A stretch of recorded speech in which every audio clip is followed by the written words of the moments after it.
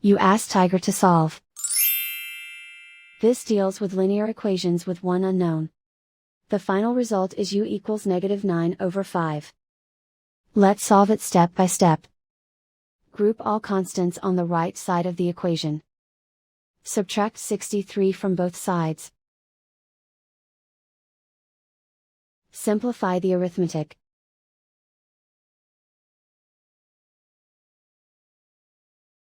Isolate the u. Divide both sides by 35.